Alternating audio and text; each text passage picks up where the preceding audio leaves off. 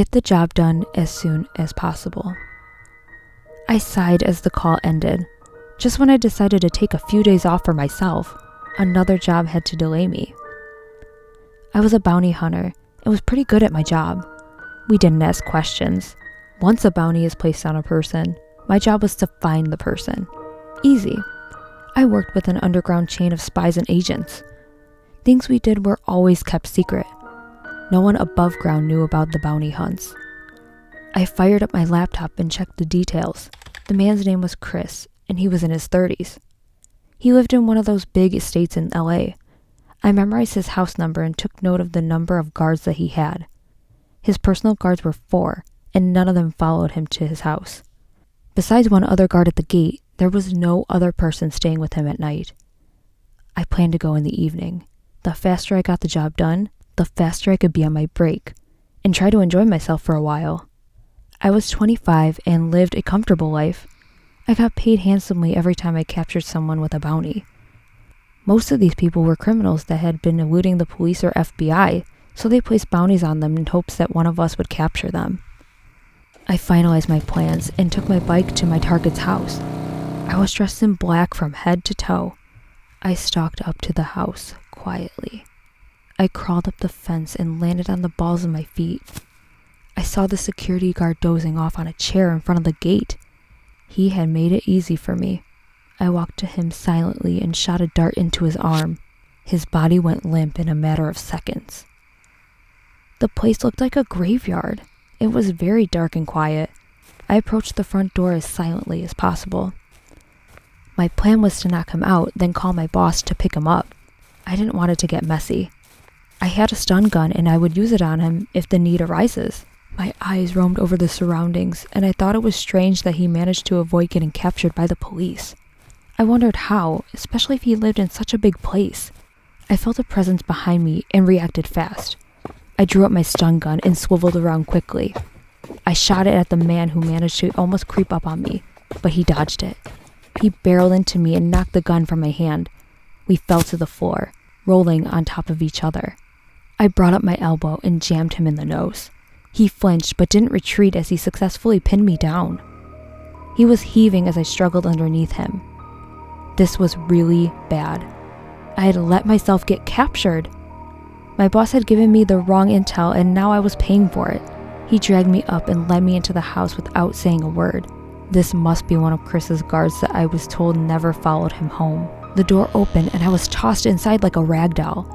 Chris was standing there, watching me with an amused smile on his face. He ordered the guard to tie my hands and I couldn't resist because Chris had a gun pointed at me. You have some nerve coming here. He ran his hand through my long hair, smiling softly to himself. Leave us. He ordered his guards, who promptly obeyed. I was terrified but refused to show it. I flexed my fingers behind me, testing to see if I could free myself. If it was just the two of us left, perhaps I could escape somehow. I was sure of it. Someone had sent me here knowing I would get captured. I had been betrayed. Chris pulled down the zipper of my black hoodie, revealing the tank top I wore underneath. My breaths came out faster as I wondered what he wanted to do with me. I subtly tried to free my hands just in case I got an opening to run away. Who sent you? He said. I clenched my teeth and stared at him adamantly. Even though I had gotten betrayed, it was against our ethics to reveal any information. Chris laughed when I didn't respond, shaking his head. He trailed a finger down the side of my face, over my neck and down the middle of my chest. Why was he touching me like that? He muttered to himself that he needed to punish me. I braced myself for whatever torture he had planned for me, so I was shocked when he grabbed my face and kissed me. My eyes were open in surprise as Chris kissed me with his eyes closed. He groaned and pressed harder into me. This man was a psychopath. Tears ran down my face as I started to think of what he could do to me. I felt so violated. His hand came up and grabbed my neck, choking me. Kiss me back. I refused, my mouth still against his. When the pressure exerted in, my neck became more than I could bear. I opened my mouth and kissed him back, disgust welling inside me. He lessened his grip and continued to kiss me, pulling my hair and rubbing my neck. My hands came free of the ropes that I had been struggling with, and I rejoiced quietly. I had a chance to escape this place. Chris withdrew and stared at me. He asked who sent me and got angry when I didn't respond. He slapped my face hard and kissed me again. That was how he questioned me, and every time I refused, he would slap or punch me before kissing me. When he finally moved away from me, my face was pulsing, and my body hurt in several places. His back was to me, so I acted fast. I removed the other stun gun I had in the waistband of my jeans, and stilled when he turned to face me again. I stood up calmly and brought up my hand. I gave him no chance to react before stunning him. He fell to the ground, his body twitching slightly. I heard the guard's footsteps from somewhere in the house, and I didn't wait for him to catch up with me. I ran out and climbed up the fence, my muscles groaning in protest. It hurt to move, but I managed to do it. I didn't look back as I got down and hopped on my bike and sped off. I resigned from my job the next day, giving my boss no explanation. If someone in the agency wanted me out of the way, I would gladly step aside. I had enough money to live by myself anyways. I never spoke of what happened to anyone, and I pretended it didn't happen. I still see Chris's face in my nightmares, and I can't control it. Mega giveaway announcement. Watch the next story till the end and answer a simple question. One lucky subscriber stands a chance to win an Amazon gift card worth $100 every week.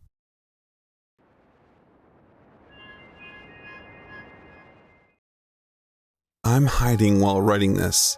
I can't tell you exactly where I am because I'm not safe. There is someone out there looking for me. I don't know exactly what the bounty hunter wants. I don't know if I'm supposed to be dead or I just need to be delivered just like a piece of meat. Anyway, I want all of you to know my story. I don't know if this is going to help or that I'm going to get out of this alive, but at least it's worth a try. It happened 2 years ago. I was working at a large company. It was my first job, so I didn't have a high-profile position, but I was excited. I was full of hope going into the finance world, but I would find out soon enough that nothing is ever as it seems. I wasn't allowed to be a part of any meetings or any strategic planning. All I was needed for was to make the coffee and other similar things. I just thought this was what working your way up the ladder means. One day, my boss and 2 other high-ranking people at the company went into his office. They shut off the blinds. I didn't know what went on, but at 1 p.m., I was expected to deliver my boss's afternoon coffee. So even though the door was shut, I knocked 1 time and went in holding a hot espresso with no sugar. They all looked at me as if I was an intruder. They stopped talking immediately, and a strange silence took over the room. What? My boss asked while his eyes turned red. Don't you know this is a private meeting? Who told you to come in here? He asked while banging his fist on his desk. You did, sir. Every day at 1 p.m. You said you need your afternoon pick-me-up.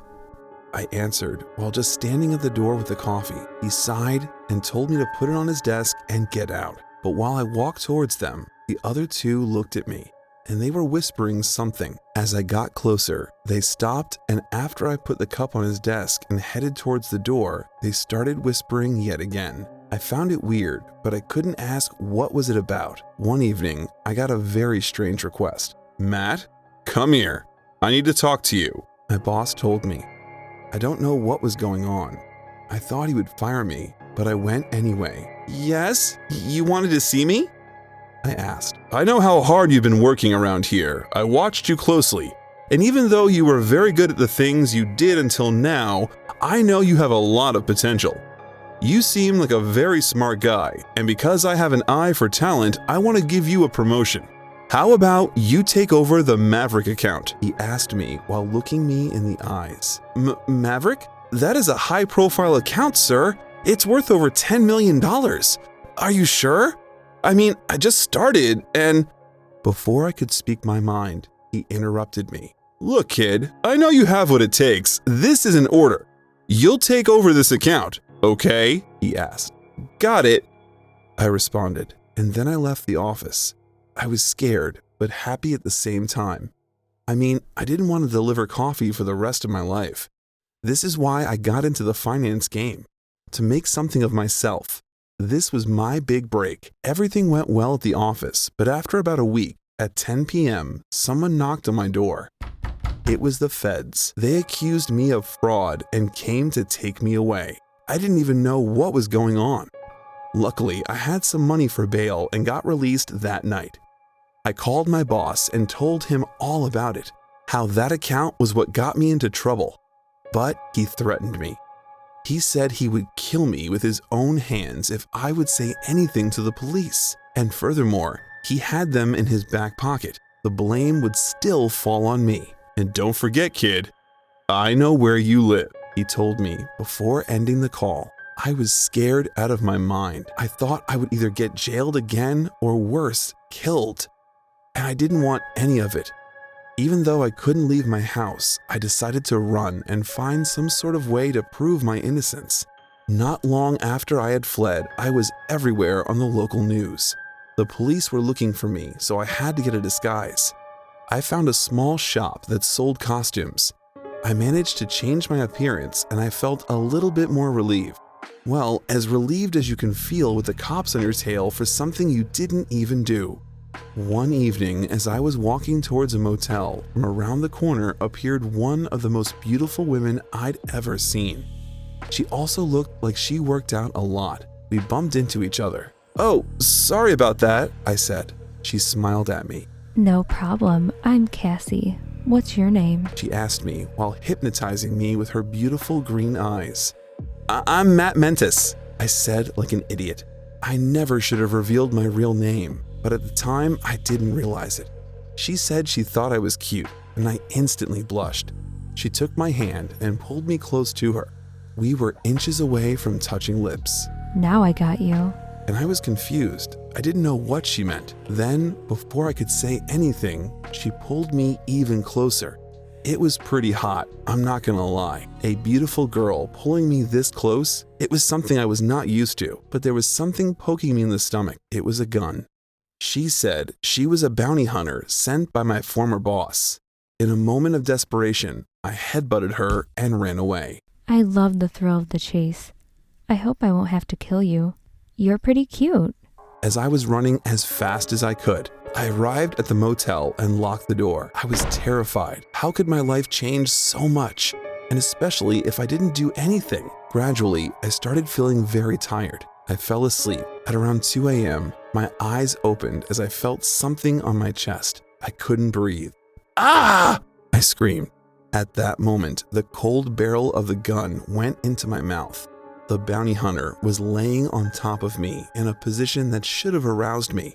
But taking into consideration the danger of losing my life, I couldn't concentrate on anything but staying alive. Come on, cutie pie. Make me work for it. Don't be so easy to catch. She told me while taking the gun out of my mouth. "What do you want from me?" I asked her. Well, first of all, I don't want to take you to your boss just yet. I want to have a little fun. She said while putting her hand on my chest and slowly moving it down. I want you to run right now. I won't follow you for 5 hours. After that, you're fair game. Do the best that you can to avoid me. But as you'll see, you won't be able to do it for long. She told me before giving me a short peck on the cheek and getting off of me. Go! What are you waiting for? "Come on, we can reach an understanding," I said while putting my hands up in the air. Do you think I'm playing? She yelled before shooting her gun, the bullet going inches past my ear. Go! I got scared and ran wherever my feet took me. I was confused, scared, and adrenaline was running through my veins. Now I am in hiding. She hasn't found me yet. I just hope to God I will get out of this thing alive. Time for the mega giveaway question. What happens to Matt? Let me know in the comments section below and do hit the subscribe button. One awesome subscriber with the most creative comment will win an Amazon gift card worth $100 every week.